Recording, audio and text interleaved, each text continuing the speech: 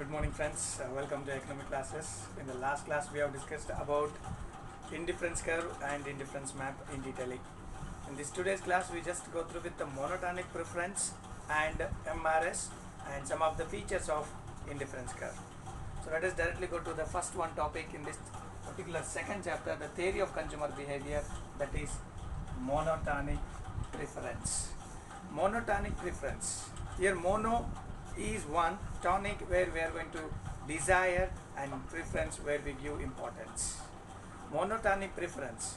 Friends, just imagine we have been to some of party, or you have been to one of marriage ceremony. There you are going to see so many delicious food. In that all the different foods, which one do you select out of the remaining different foods what they have been provided to you? You select that which you like more compared to all other things, right? So in spite of others, you select only of that particular thing which gives you higher level of satisfaction, or which gives you more happiness, right? So here monotonic preference is that where a consumer prefers more of a commodity which gives him a higher level of satisfaction. I hope you are clear with this, correct? So monotonic preference is what? A consumer who prefers one commodity which offers him a higher level of satisfaction, and that is what we are going to call monotonic preference. Coming to the next one, that is second one, that is MRS. MRS, that is, if we come to the expansion point of view, MRS means marginal rate of substitution. Marginal rate of substitution, which means while obtaining 1 unit of a commodity, a consumer is going to sacrifice other unit of a commodity, right? So in this case, what is going to happen here? Marginal rate of substitution. How a consumer is going to sacrifice a unit of other commodity in order to gain 1 unit of the another commodity is going to call as marginal rate of substitution. In our previous examples, we have discussed so many of things like that. That in order to obtain 1 unit of apple, the consumer is going to sacrifice 2 units of banana. That is how we have seen in slope of the budget and price ratio and all. That is what we have come with. So here, this marginal rate of substitution, it is going to indicate that how a consumer is going to sacrifice a unit of a commodity in order to gain other unit of a other commodity. So this is what marginal rate of substitution we are going to call. But usually, in order to get higher level of satisfaction, consumer always tries to sacrifice lesser and lesser unit of other commodity in order to gain 1 unit of a commodity. So that is what we have seen already in the indifference curve. So there in the indifference curve, we have seen that how a consumer is going to sacrifice lesser and lesser units of a banana in order to gain 1 unit of a apple.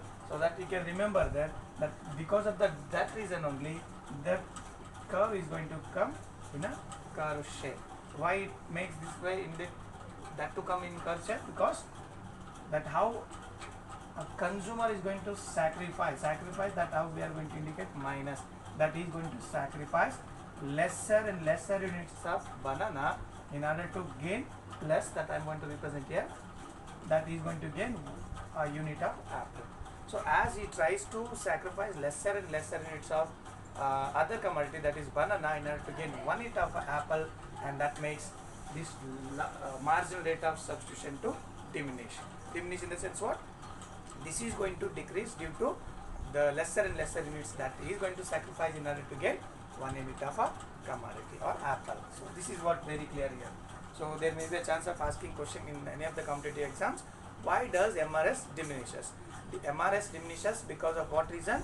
MRS diminishes as a consumer wants to gain 1 unit of a commodity, he sacrifices lesser and lesser units of a other commodity. So because of that reason, MRS diminishes. And let us go to the next part of this chapter, that features of indifference curve. Features of indifference curve, which means characteristics or properties of a indifference curve. So in that we go with the first one. Higher the indifference curve shows, higher level of a satisfaction. As we have already understood very clearly in the indifference map, that how a consumer gets higher level of satisfaction in a higher the indifference curve. So let us just look at that by drawing the diagram here. So that is how these assume that there are three indifference curves. So in these three indifference curves, the downside, the first one which is IC1, the next one to IC2, and the upside it is IC3. There are three indifference curve what we have here, that IC1, IC2, IC3. So here comparing to one another, IC1 which gives lower satisfaction than the other two, whereas IC3 gives higher level of satisfaction compared to IC2 and IC3. So that is why the very important features of this indifference curve is that higher the indifference curve always give higher level of satisfaction compared to the lower level of the indifference curves. So this is how that indifference curve has one of the important features here. Coming to the next one, that indifference curve will not be a vertical or horizontal. This is not going to be vertical or horizontal. This is vertical, and if we draw, this is horizontal.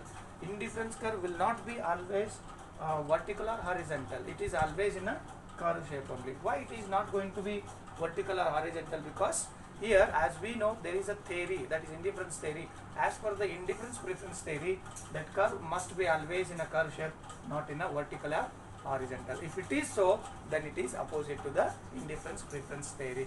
Due to that reason, indifference curve will not be always vertical or horizontal. It will not at all vertical or horizontal. It will be always in a curve shape. Okay, so this is the second one. Coming to the third one, it will not downward sloping in a straight line. So one more we can just try here. This is the one more where it is a straight line which is downward sloping from left to right. But here what we are going to say here, this indifference curve cannot be downward sloping from left to right.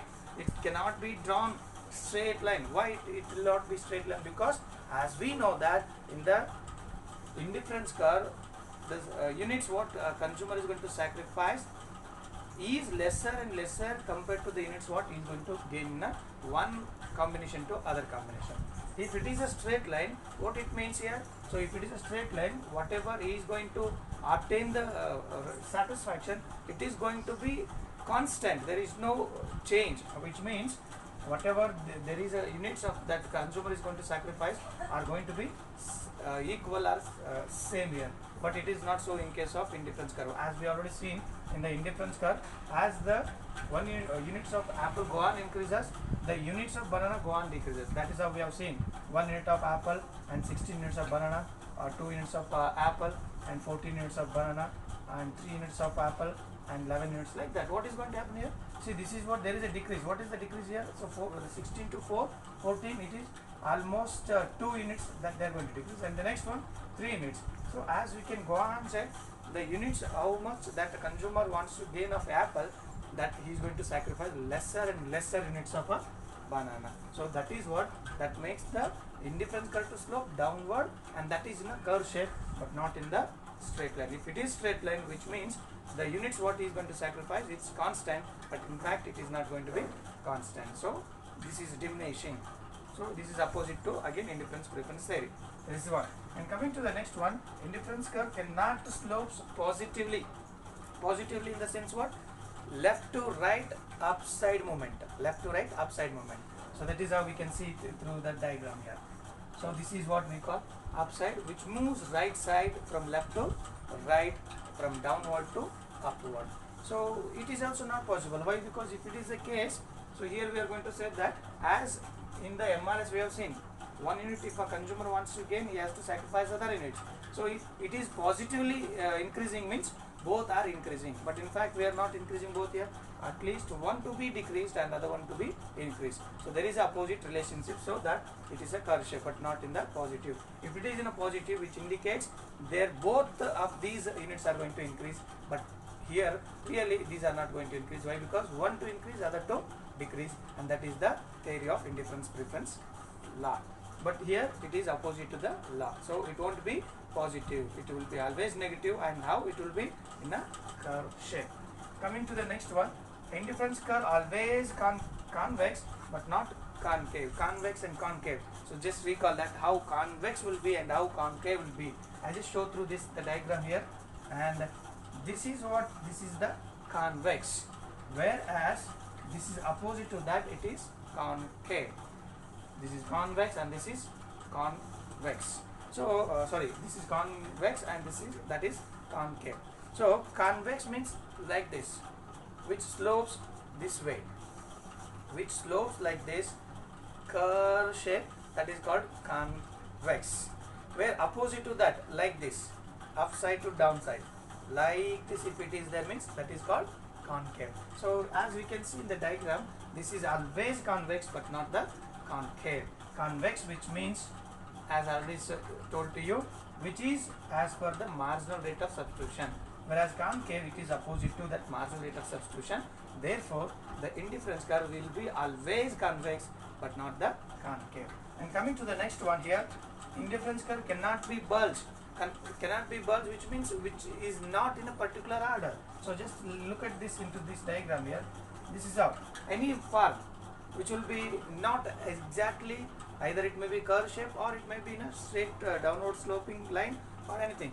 It won't be in any form, which will be somewhat in a different form, which will be not in a straight or which will be not in a curve, and this is differently, and which is this is what in inconsistency, and which is again not fall as per the law of indifference preference theory. So indifference curve cannot be a bulge, it will not be in any of the different form. So this is again one of the other forms. So next, if we go to the next one, that how we are going to say that indifference curve cannot be parallel.